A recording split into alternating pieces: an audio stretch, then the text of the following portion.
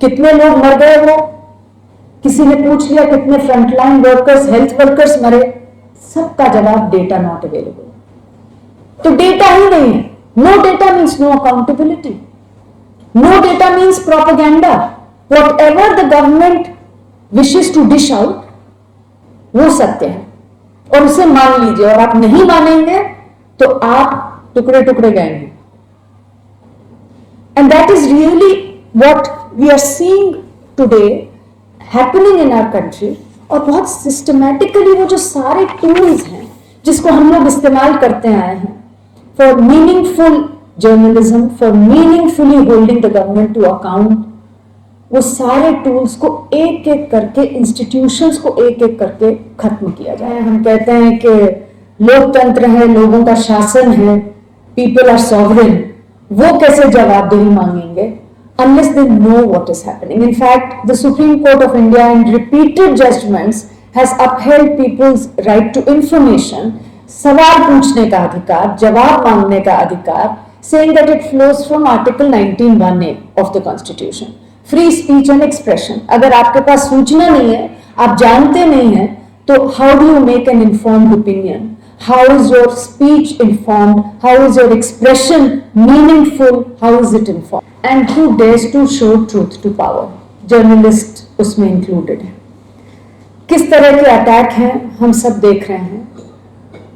Physical attack होता है, there are threats, there are physical attacks। सूचना के अधिकार कानून पे मैं काम करती हूँ और उस कानून का बहुत जम के इस्तेमाल किया है। नितिन तो यहाँ बैठे हैं, जर्नलिस्ट्स ने किया है। पूरे देश में हर साल 60 लाख आरटीआई एप्लीकेशन लोग लगाते हैं सूचना निकाल के to show truth to power. कम से कम 100 लोगों की हत्या हुई है जब से कानून आया है, simply for filing RTI applications and for demanding accountability. We are seeing how journalists are being targeted. कल ही मैं देख रही थी in UP, in Pilibhit district, a journalist and his wife, they made a video where they said that we are consuming poison because we exposed wrongdoing. He exposed corruption in road works, and उनको इतना प्रताड़ित किया गया by the administration, उनके ऊपर इतने false charges लगाए गए। आपने MP में जो हुआ उसकी चर्चा करी, that this couple was forced to consume poison. There is labeling happening, खुलेआम। किसी को कहा जाएगा कि आप अर्बन नक्सल हैं, किसी को कहा जाएगा आप एंटी नेशनल हैं। जो पूरा सिस्टम ऑफ स्लैप्स जिसको हम देख रहे हैं, where all sorts of cases are being hoisted against people, journalists के खिलाफ। कितने हमारे ड्रैकोनियन कानून हैं, यूएपीए है, पीएमएलए है, सेडिशन है, जो आप कहते हैं कि डेफेमेशन के कानून है, आईटी के तहत 12A कैंसिल हो रहे हैं। ये सारे तरीकों से जो भी आज सच बोलने की कोशिश कर रहे हैं, वो जिसको हम कहते हैं कि पर्दा उठाने की कोशिश कर रहे हैं, उन्हें साइलेंस करने का पूरा एक इंतजाम किया गया। There is a very systematic attack on anyone, and I'm not limiting myself to journalists because I'm not one myself, but I see across the country जो भी कोशिश कर रहे हैं उन्हें कैसे सिस्टमैटिकली आज अटैक किया जा रहा है।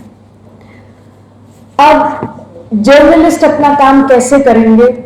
जो देश में नागरिक हैं, हम कहते हैं कि लोकतंत्र है, लोगों का शासन है, पीपल आर सॉवरेन, वो कैसे जवाबदेही मांगेंगे unless they know what is happening. In fact, the Supreme Court of India in repeated judgments has upheld people's right to information, सवाल पूछने का अधिकार, जवाब मांगने का अधिकार, saying that it flows from Article 19(1)(a) of the Constitution. Free speech and expression. अगर आपके पास सूचना नहीं है, आप जानते नहीं हैं, तो how do you make an informed opinion? How is your speech informed? How is your expression meaningful? How is it informed? So the Supreme Court has said in Raj Narayan case, in the SP Gupta case, and more recently in the electoral bonds case, that we have the right to question, we have the right to know, we have the right to information, and that forms the basis of our democracy. And so that people can actually struggle and hold the government accountable.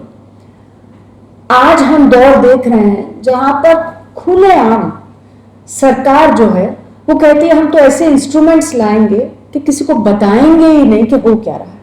सूचना का अधिकार कानून आया था 2005 में, लोग उसका जम के इस्तेमाल कर रहे थे, पर अब सरकार के लिए सूचना का अधिकार कानून ठीक है, पर हम तो इलेक्टोरल बॉन्ड लाएंगे, हम तो पीएम केयर्स लाएंगे, जहां by design we are going to say that you as a citizen or regulatory bodies who are supposed to ensure oversight and accountability will have no information.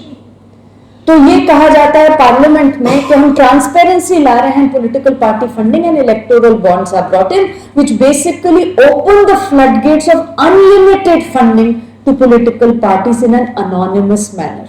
मतलब हमें खुल के कहा जाता है लोकतंत्र में कि आप नहीं जान पाएंगे कि किस पार्टी को कौन फंडिंग कर रहा है। अब चुनाव का क्या मतलब होता है? We know nobody is doing charity when they give funds to political parties. जब वो कोई पॉलिटिकल पार्टी को पैसे देते हैं, उम्मीद यही होती है कि वो पार्टी जब सरकार बनाएगी उनके हित में काम करेगी, उन्हें कॉन्ट्रैक्ट देगी, उनके लिए पॉलिसी बनाएगी, उनके हित के लिए कानून बनाएगी। So as a voter, when I go to exercise my vote and express myself and freedom of expression की हम लोग बात कर रहे हैं, if I don't know कि जो पार्टियां सामने हैं वो किससे चंदा ले रही हैं, how do I make an informed choice? And that's what the Supreme Court had to finally say to strike down the electoral bonds कि भाई आप तो freedom of speech and expression, right to information को खत्म कर रहे हैं, आप तो दरवाजे खोल रहे हैं for crony capitalism to thrive, for money laundering to happen, for quid pro quo। मतलब सीधा है कि आप पैसा दो और contract low, which is what we finally saw also when the information came out. PM cares, Covid के time पे I think there would have been hardly anyone who didn't lose loved ones. Oxygen की कमी थी, किस तरीके की problems चल रही थी देश में, पीएम केयर्स शुरू किया गया, प्रधानमंत्री ने ट्रस्ट बनाया जिसके वो चेयर बने, 4 मंत्री बैठे हैं उसके बोर्ड पर और पैसे जुटाए गए। Thousands of crores of rupees have been collected saying that this is a public authority, please give money, this money will be used at the time of disaster for the welfare of the people of this country। पैसे इकट्ठे हो गए, 13,000 करोड़ से ज्यादा इकट्ठे हुए हैं आज पैसे, जो आंकड़े सामने हैं। लोगों ने सवाल पूछ लिया, किसने पैसे दिए, कितने पैसे दिए, कहां पैसे इस्तेमाल हुए, वेंटिलेटर्स माल फंक्शन कर रहे हैं जिनके ऊपर पीएम केयर्स के आपने स्टिकर्स लगाए हैं। तो जवाब आया, we are not a public authority. तो मतलब ये रूलिंग पार्टी का प्राइवेट ट्रस्ट है, because the prime minister is the chair, ruling party के मिनिस्टर्स हैं, वो उसके मेंबर्स हैं, पैसे इकट्ठे हो रहे हैं। How is this different from electoral bonds? आप प्राइवेट पार्टी का, एक पॉलिटिकल पार्टी का प्राइवेट ट्रस्ट है, उसमें जो पैसे देंगे उनको क्विड प्रो को क्यों नहीं होगा और हमें कुछ नहीं मालूम। This is what is happening. How are journalist supposed to function? How are people supposed to question? How are we supposed to exercise our free speech and expression?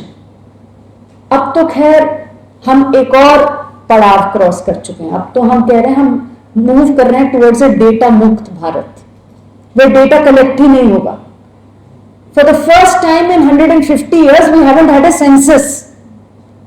1872 में पहली बार सेंसस की प्रक्रिया शुरू हुई, 1881 में प्रॉपर सिंक्रोनाइज सेंसस पहली बार हुआ। Through famine, through world Wars हमारा सेंसस चला। 2011 में सेंसस हुआ, उसके बाद 2021 में जब सेंसस की बारी आई तो सरकार कहती है कोविड है। Simultaneously, there were political rallies happening, large numbers। Kumbh Mela हुआ 2021 में, लेकिन सेंसस नहीं हुआ। आज हम 2025 में बैठे हैं, सेंसस अभी नहीं हुआ। और सेंसस में क्या इकट्ठा किया जाता है? सेंसस में आप जनसंख्या तय करते हैं, पता करते हैं कितनी है ऑन द ग्राउंड, पर तमाम तरीके की सूचना from the ground you collect. धर्म के मुताबिक कितनी हमारी जनसंख्या है ये आप इकट्ठा करते हैं, सेक्स रेशियो आप इकट्ठा करते हैं, लिटरेसी रेट आप इकट्ठा करते हैं। अब 14 साल हो गए, एक्सरसाइज ही नहीं हुई। क्यों? बिकॉज कोई हमें कहेगा कि माइनॉरिटी कम्युनिटी है, इतनी ज्यादा संख्या हो गई कि अब मेजॉरिटी खतरे में है। आप उसको कैसे कहेंगे if I can actually look at the figures in the census and verify the truth, that statement and get to the bottom of it. आप कहेंगे हमने बेटी को पढ़ा लिया, बेटी को बचा लिया, सेक्स रेशियो बहुत इंप्रूव हो गई, it's your word against nothing. तो जो भी आप क्लेम करिए आप करते रहिए, जर्नलिस्ट क्या करेगा? जर्नलिज्म में काम जो लोग हम बार बार कहते हैं कि भाई eternal vigilance is the price of democracy, जिस इंसान को वेरिफिकेशन की हम बात करते हैं, how are they supposed to do anything if there is nothing available on the ground? किसी ने पूछ लिया कि कोविड में ऑक्सीजन के कारण कितनी मौतें हुई, पार्लियामेंट में सवाल उठ गया। पूछ लिया कि कोविड में कितने लोग चल के जा रहे थे, माइग्रेंट वर्कर्स, आपने लॉकडाउन इंपोज करा एट अ 4 आवर नोटिस, तो कितने लोग मर गए? वो किसी ने पूछ लिया कितने फ्रंटलाइन वर्कर्स, हेल्थ वर्कर्स मरे? सबका जवाब डेटा नॉट अवेलेबल। तो डेटा ही नहीं है। No data means no accountability, no data means propaganda. Whatever the government wishes to dish out वो सत्य है और उसे मान लीजिए, और आप नहीं मानेंगे तो आप टुकड़े टुकड़े गएंगे। And that is really what we are seeing today happening in our country।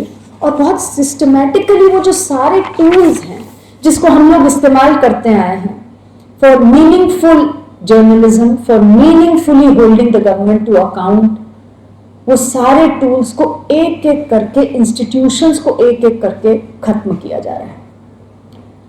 अभी आप देखिए सूचना का अधिकार जिसको हम बार बार इस्तेमाल करते हैं और सच की निकालने की तरफ कोशिश करते हैं, उसे ही अमेंड कर दिया गया 2 बार। जो उसका इंस्टीट्यूशन था, the institution of information commission, जिसके पास हम जाते थे कि भाई हम जानना चाहते हैं कि क्या हो रहा है और सरकार हमें सूचना दे नहीं रही, and the commission is empowered to make sure to direct the government to give information, उसे ही कमजोर कर दिया गया, उसकी इंडिपेंडेंस को खत्म कर दिया गया by the central government bringing an amendment in 2019 which now says that the central government will decide the tenure of information commissioners, their salaries and their pensions on a case by case basis। मतलब सब information commissioners को आज पता है, कहीं पे भी वो हो, चाहे सेंटर में हो चाहे स्टेट्स में हो, कि अब if they dare to direct any information disclosure which is not convenient to the central government, उनकी पेंशन गई। मतलब आप सीधा you are attacking the autonomy of institutions like this। और मैं बाकी institutions की तो खैर बात ही नहीं कर रही हूँ।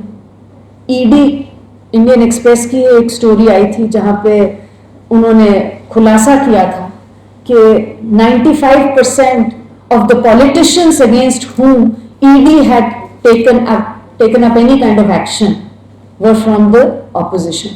मतलब पूरे विश्व में रेंट सीकिंग की सबसे ज्यादा अपॉर्चुनिटी, रॉन्ग डूइंग की अपॉर्चुनिटी रूलिंग पार्टी के पास होती है, लेकिन यहां पर रूलिंग पार्टी के खिलाफ तो कोई एक्शन ही नहीं लेने की जरूरत पड़ रही हमारी इन्वेस्टिगेटिंग एजेंसीज को। और ईडी डायरेक्टर की अपॉइंटमेंट जो है वो सरकार ने अपने पास रख रखी है, और एक ही शख्स को 6-7 साल ईडी डायरेक्टर की अपॉइंटमेंट में उन्हीं को एक्सटेंशन मिली जा रही है। सवाल यही उठ रहा है क्योंकि वो काम कर रहे हैं सरकार का, इसलिए वही बैठे हुए। 2 चीफ मिनिस्टर्स को जेल में डाल दिया गया बिफोर जनरल इलेक्शंस, पीएमएलए के केसेस में, करप्शन के केसेस में। So what we are seeing is a complete attack on all institutions. Judiciary पे मैं नहीं बोलूंगी ज्यादा because I think there is paucity of time, but I was asked to speak on the data protection law, जो latest अब एक Salvo है, जो अभी 2023 में अगस्त में पास कर दिया गया है बाय द पार्लियामेंट। उस समय पर यह पास हुआ जब ऑपोजिशन ने वॉकआउट किया था over the Manipur issue, no confidence motion के बाद तुरंत सरकार उसको पार्लियामेंट में लेके आई उस समय पे और उसे पास कर दिया गया है। It has not been operationalised yet, but the government is going to make rules and operationalise it any time now, because rules का एक ढांचा ऑलरेडी पब्लिक कंसल्टेशन के लिए रख दिया गया।